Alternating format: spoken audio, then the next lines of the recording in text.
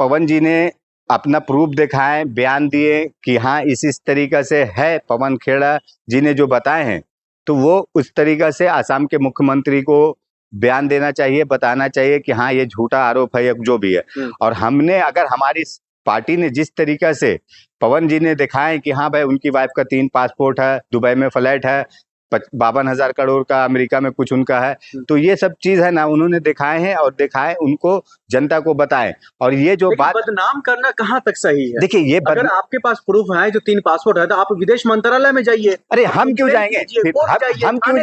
हम क्यों जाएंगे? हम देश की जनता को जागरूक करने के लिए, देश की जनता को, आसाम की जनता को उजागर करने के लिए हम ये करेंगे ना। हम क्यों जाएंगे कोर्ट में? हम क्यों जाएंगे थाने में? आप एफआईआर दर्ज करवाइए। एफआईआर दर्ज हमने कराए ना, एफआईआर दर्ज कराए। जिस तरीका से हेमंत बिस्व शर्मा ने अपना बस जुबानी पे उतरा है और उसके बाद अपशब्द बात किए तो एफआईआर किया गया ना, क्यों नहीं किए ना। लेकिन देखिए ये किस तरीके से ना आप लोग ना जनता को भ्रमित करने वाला मीडिया वाला, गोदी मीडिया, मोदी मीडिया वाला काम मत किया कीजिए। देखिए विपक्ष में रहने के बाद इंसान ना एफआईआर वाला काम नहीं करता, वो जनता को जागरूक करने के लिए वो क्या करता, हमें कोई भी एविडेंस मिला, हम जनता को जागरूक करने के लिए वो एविडेंस जनता के लिए करते, ना कि हम आपको बता रहे हैं कि आप चोरी ये कर रहे हो, आप ये बेईमानी कर रहे हो, आप देश की जनता का डाका डाल के विदेश में बनाए रहे संपत्ति, तो हम आपको ये जाके बताएंगे तो मतलब रहा क्या विपक्ष पक्ष का?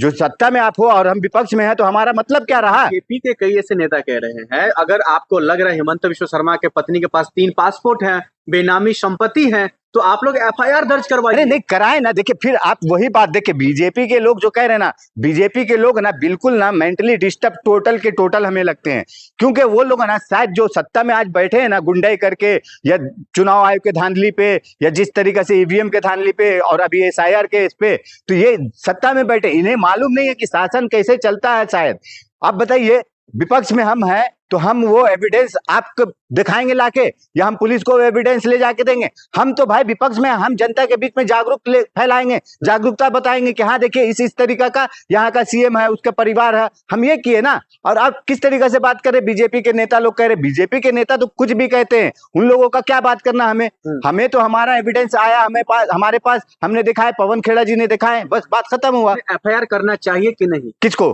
हेमंत बिस्व शर्मा की पत्नी के खिलाफ? नहीं, एफआईआर तो करना चाहिए ना, लेकिन आप देखिए ना एफआईआर की बात देख लीजिए किस तरीके से हुआ। चुनाव आचार संहिता लगा था, आज क्यों नहीं वो कुछ कर रहे हैं? चुनाव आचार संहिता लगा था, दिल्ली में आ जाती 100 पुलिस उनके घर पे, उनके घर क्या, जिस तरीके से छोटा सा उनका बोल रहे हैं घर है, घर में उनकी बहन जो डेट कर गए, इंतकाल कर गई बेचारी, उनका मोबाइल उठा के लेके गए, एक उनका टैब था, जो टैब वो यूज नहीं करते वो उठा के लेके गए, उनका लैपटॉप पुराना एक लेके चले गए। और पवन जी ये भी बोल रहे हैं कि जिस तरीके से हमें फंसाने के लिए ये आसाम पुलिस आई थी, और आसाम पुलिस जब बयान दी है कि हाँ उनका 2 पेन ड्राइव बरामद हुआ है, बरामद मतलब उनके घर पे से लेकर हम गए, तो भाई जब पवन जी बोल रहे हैं कि हमारे पास कोई पेन ड्राइव नहीं था मेरे घर पे, तो वो पेन ड्राइव आया कहां से?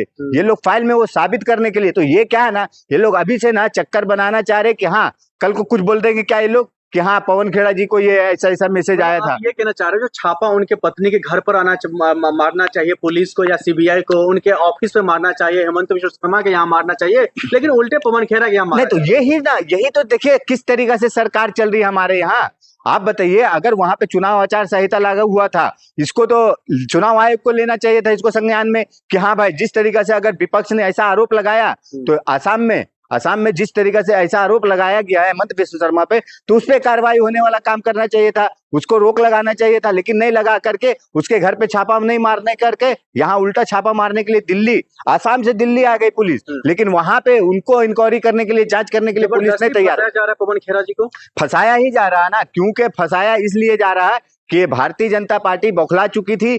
अब देखिए किस तरीके से शांत बैठी है, अब क्यों नहीं कर रही कुछ, क्योंकि उस समय भारतीय जनता पार्टी को मैसेज देना था आसाम की जनता को, कट्टरवादी लोग हैं जो आसाम की जनता कट्टरवादी, जिस तरीके से ये भारतीय जनता पार्टी लोग है ना कि झूठा प्रोपेगेंडा पे नचने वाली, करने वाली, और व्हाट्सएप ग्रुप में खेलने वाली, बात करने वाली, तो वैसे लोग को वो मैसेज देना चाह रहे थे और वो मैसेज दे चुके। अब देख लीजिए अब क्यों नहीं कुछ बोल रहे, अब कुछ क्यों बयान नहीं आ रहा, कोई बयान आ रहा अब नहीं आ रहा। अब बयान क्या आ रहा है कि हम जीत रहे हैं, इतना सीट से जीत रहे हैं। भाई देखिए आपका ना इस बार आसाम की जनता पत्ता गुल कर चुकी है, साफ कर चुकी है, और आपको आसाम की जनता जेल में डालने का काम कर चुकी है।